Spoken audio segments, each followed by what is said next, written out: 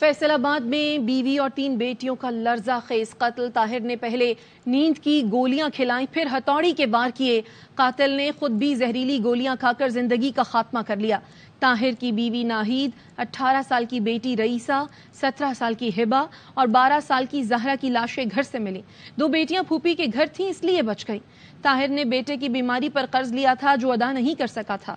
اس حوالے سے پولیس حکام کا کیا بتانا ہے، یہ سنتے ہیں۔ یہ جو ہیں تو فائنینشلی طور پہ بڑا ویک تھا یہ۔ اب اس نے خط لکھا ہے، اس میں کچھ اپنے بیٹے کا بھی ذکر کیا ہے، کچھ فائنینشیل ایشوز کا بھی ذکر کیا ہے۔ رات کو نیند کی گولیاں دی ہیں بیوی اور بچیوں کو، اس کے بعد ہتھوڑی ہے جو ہمیں مل گئی ہے، اس کے ساتھ انہوں نے سر پہ مار کے ان کو قتل کر دیا ہے، اور خود اس نے گندم والی گولی کھا کی ہے۔ یہ پھر کپڑے بدل کے جو مسجد ہے اس کے مولوی صاحب کے پاس جاتا ہے، انہیں جا کے سارے حالات بتاتا ہے کہ میں نے ان کو قتل کر دیا ہے۔ فوری طور پہ گاؤں والوں نے اسے یہاں پہ ڈچکوٹ ہاسپٹل شفٹ کیا ہے، وہاں سے انہوں نے سول ہاسپٹل کے جہاں اس کی جا کے اس کی ڈیتھ ہو گئی ہے۔ اس پر بات کرنے کے لیے موجود ہیں ہمارے نمائندے قمر زمان، ان سے مزید جانتے ہیں۔ قمر، بتائیے گا کس وقت یہ واقعہ پیش آیا، اور جب نیند کی گولیاں کھلا کر ہتھوڑے سے وار کیے ان بچیوں پر اور بیوی پر، تو کیا اس وقت کوئی بھی نہیں تھا جو اس شخص کو روک سکتا؟ جی، یہ واقعہ جو ہے یہ رات میں پیش آیا تھا، جمعرات اور جمعہ کی درمیانی رات۔ یہ ملزم طاہر نے اپنے اہل خانہ کو، جس میں اس کی بیوی اور 3 بیٹیاں رئیسہ، ہبہ اور زہرا فاطمہ شامل ہیں، ان کو نیند آور ادویات دیں، جس کے بعد بے ہوشی کی حالت میں اس نے ہتھوڑی کے وار کر کے ان کو قتل کیا، اور اس کے بعد الصبح نماز فجر سے پہلے اس نے خود جو ہے زہریلی گولی کھا لی، اور گھر کے قریب ہی مسجد میں جا کر امام مسجد اور وہاں موجود اپنے بڑے بھائی سجاد کو جا کے بتایا کہ اس نے اپنی بیوی اور 3 بیٹیوں کو قتل کر دیا ہے اور خود بھی زہریلی گولی کھا لی ہے۔ اسے شدید تشویشناک حالت میں سول اسپتال فیصل آباد منتقل کیا گیا، جہاں یہ دم توڑ گیا، اور اس حوالے سے یہ اس کے بھائی سجاد کی مدیت میں تھانہ ڈچکوٹ میں FIR درج کر لی گئی ہے، جس میں سجاد نے پورا واقعہ بتایا ہے کہ وہ نماز فجر کے فوری بعد طاہر مسجد میں پہنچا، اور اس نے بتایا کہ اس نے حالات سے تنگ آ کر بیوی اور بیٹیوں کو قتل کرنے کے بعد زہریلی گولی کھا لی ہے۔ جاں بحق ہونے والے تمام افراد کی لاشیں پوسٹ مارٹم کے لیے رورل ہیلتھ سینٹر ڈچکوٹ جو ہے منتقل کر دی گئی ہیں۔ جی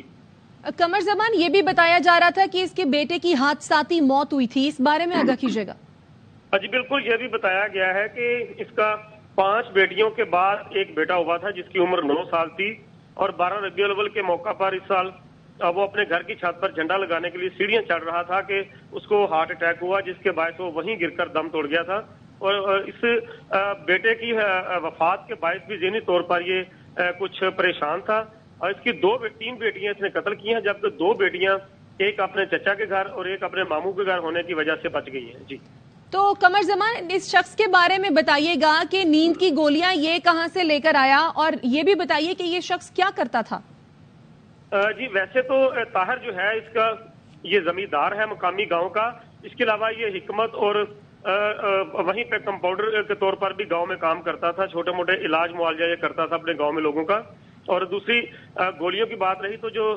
نیند آور ادویات ہیں وہ تو میڈیکل سٹور سے عام طور پر مل جاتی ہیں، جبکہ جو زہریلی گولی اس نے خود کھائی ہے وہ گندم میں رکھنے والی گولی ہے، جو کیڑے مکوڑوں اور حشرات الارض سے بچانے کے لیے گندم میں رکھی جاتی ہے، اور وہ زہریلی ہوتی ہے جو اس نے خود کھا لی تھی۔ جی قمر، کیا آلہ قتل برآمد کر لیا گیا؟ جی بالکل، یہ CPO فیصل آباد محمد علی ضیاء نے میڈیا ٹاک کرتے ہوئے اس میں یہ بتایا ہے کہ آلہ قتل ہتھوڑی جس کے اس نے اپنی بیوی اور بیٹیوں پر وار کیے تھے وہ گھر سے ہی برآمد کر لیا گیا ہے۔ جی اور قمر، کتنا قرض تھا جو اس نے ادا کرنا تھا، کس مد میں اس نے کس سے قرض لیا تھا، اس بارے میں بھی بتائیے۔